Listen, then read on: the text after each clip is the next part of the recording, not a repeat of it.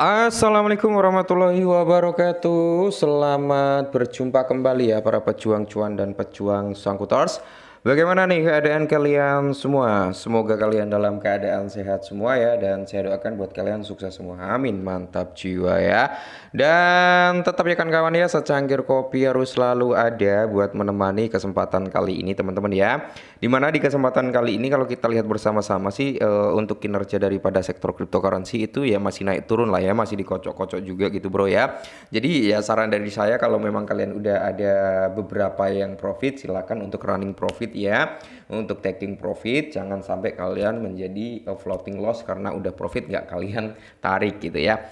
Oke teman-teman ya, untuk kesempatan kali ini ada sedikit informasi nih buat kalian semua para pemegang SRP bro ya. Nah, dimana kalau kita lihat untuk SRP sendiri hari ini mengalami penurunan ya sekitar 0,85%.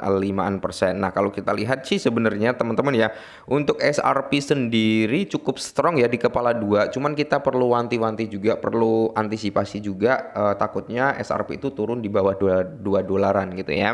Karena ya ada beberapa sentimen negatif, ada beberapa sentimen bullish juga ya. Jadi menurut data teman-teman pada tanggal 1 kemarin ya, intinya di bulan Mei ini ada pembukaan dari wallet escrow itu sebesar 1 miliar ya. Nah, biasanya sih pembukaan tersebut nggak dijual semuanya teman-teman ya. Biasanya hanya berapa persen, sisanya dikembalikan ke wallet escrow. Cuman itu menjadi salah satu ya, mungkinkah akan terjadi koreksi lanjut. Nah, tapi ada sentimen positif juga bro. Nah, jadi di sini teman-teman ya ada data ya untuk persetujuan atau approvement ETF XRP ya teman-teman ya. Apakah akan ter-approvement pada tanggal 31 Juli gitu ya. Menurut data persentase teman-teman ya, sekitar 43% itu memiliki peluang approvementnya dari di bulan berapa, di bulan Juli ya teman-teman, tepatnya di tanggal 31. Cuman sisanya sekitar ya kurang lebih 57% itu skeptis, itu nggak akan terjadi di bulan Juli teman-teman ya. Terus ini data dari Polymarket ya bro ya. Kalau kita lihat juga di sini, ini kan ada dua ya. Bentar, kok kembali ke sini lagi. Oke. Nah, itu tadi kan di tanggal 31 Juli, teman-teman. Kalau kita masuk dalam kategori tanggal 31 Desember 2025 gitu kan, peluang dari Polymarket itu mengatakan 78% approval daripada ETF akan terjadi, bro ya. Jadi ya kemungkinan besar approvalnya tetap akan terjadi pada tahun ini. Yang dimana hal ini juga akan berdampak positif lah terhadap harga SRP. Dan kalau kita lihat dari XRP scan-nya teman-teman ya, dimana kalau kita tinjauan umum AMM ya teman-teman ya. Apa itu AMM? Nah, AMM pool ya teman-teman, atau pool AMM ini itu mengacu pada sistem automatic market maker bro, kurang lebih seperti itu ya. Jadi A-nya itu adalah automatic, M-nya itu adalah market, M kedua adalah marker, kurang lebih seperti itu. Dan di sini teman-teman ya, dari pool AMM-nya SRP itu udah mengumpulkan sekitar 14 jutaan XRP bro ya. Ada 14 juta XRP yang dimana ya penjelasan singkat tentang AMM ini adalah yaitu automated market maker ya bro ya. Sebenarnya di sini bisa menjadi salah satu apa ya, kumpulan likuiditas, liquidity pool juga gitu ya. Semakin tinggi semakin bagus sebenarnya. Oke ya, ini real bro ya, valid, kalian bisa cek sendiri. Dan di sini pun dimention oleh You Today juga ada sekitar 14,1 jutaan SRP sekarang terkunci di pool AMM ya, di tengah minat baru. Nah, seperti yang kita buka di awal tadi, datanya real ya.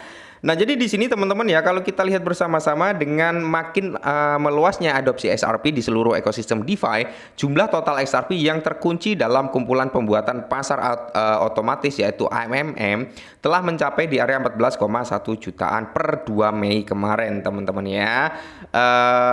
Kalau kita lihat, nah ini bro ya, sama datanya tadi ya, likuiditas SRP juga melonjak teman-teman dengan adanya ini, karena investor semakin menunjukkan minat pada mata uang kripto terbesar ketiga ya menurut kapitalisasi pasarnya. Jadi semakin tinggi yang dapat dikumpulkan akan semakin bagus gitu bro ya. Dan berikutnya teman-teman, ada sekitar 900 juta XRP selama sebulan terakhir. Apakah para paus optimis gitu untuk kenaikan lanjutan daripada XRP? Nah, jadi kalau kita lihat bersama-sama ya, para paus itu melakukan aksi pembelian XRP besar-besaran bro ya, bisa dikatakan akumulasi lah ya, yang menandakan kalau seorang whales itu melakukan akumulasi berarti memiliki apa ya, prospek atau optimis dalam jangka panjangnya token ini akan hype lagi gitu kan. Ripple menaikkan tawaran akumulasi Circle menjadi 20 miliar. Nah, jadi kalau kita lihat para paus melakukan aksi pembelian XRP besar-besaran. Grafik ini menunjukkan bahwa selama bulan lalu atau bulan April kemarin teman-teman ya, para pemilih XRP besar yang memiliki antara 10 juta hingga 100 juta token XRP telah mengumpulkan sekitar 900 juta XRP. Akumulasi tersebut menurut grafik terjadi antara tanggal 2 April dan 2 Mei teman-teman ya. Nah, jadi di sini total sekitar 900 juta XRP kira-kira setara dengan 450 juta US dollar dalam bentuk fiat. Akumulasi XRP sebanyak ini dapat mengindikasikan peningkatan besar kepercayaan lembaga terhadap XRP, teman-teman ya. Jadi ya kita tinggal menunggu saja nih case-nya antara XRP dengan Ripple itu selesai, maka kita akan melihat nih ya kan. Mungkin lembaga-lembaga besar itu akan masuk kembali ke dalam apa ya? Bisa dikatakan masuk ke XRP kembali seperti kejayaannya di masa lalu. Nah, terus di sini berikutnya adalah Ripple menaikkan tawaran akumulasi Circle-nya menjadi 20 miliar dolar seperti yang dilaporkan ya awal minggu ini. Raksasa seperti blockchain Ripple menawarkan kesepakatan bersejarah kepada stablecoin terbesar kedua yang dipatok dalam dolar yaitu USDC. Circle kesepakatan akuisisi senilai antara 4 sampai 5 miliar. Circle menolak kesepakatan tersebut karena meyakini bahwa harga ini meremehkan nilai perusahaan yang pada dasarnya merupakan pesaing terdekat Ripple dalam bisnis stablecoin, teman-teman ya. Upaya akuisisi ini dilakukan setelah Circle mengajukan penawaran umum perdana pada IPO pada awal April kemarin ya. Terus di sini teman-teman ya, beberapa analis juga masih memprediksikan untuk bullishnya Bitcoin bro ya.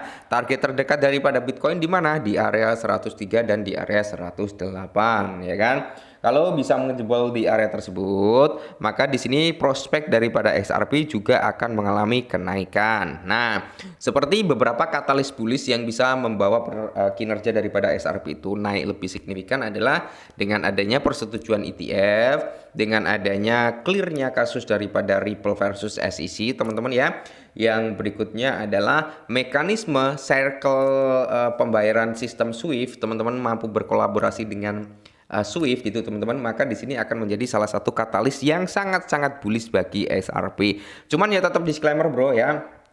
Intinya kita cari profit lah di dalam sektor kripto. Berapapun profitnya ya harus di taking profit. Oke, kita holder bang, kita holder. Ya tentu saya juga holder bro. Cuman ya nggak 100% saya hold sampai target harga yang kita tentukan kan. Ya intinya kita bisa memanfaatkan momentum aja. Oke, mungkin ini dulu, semoga bermanfaat, tetap semangat dan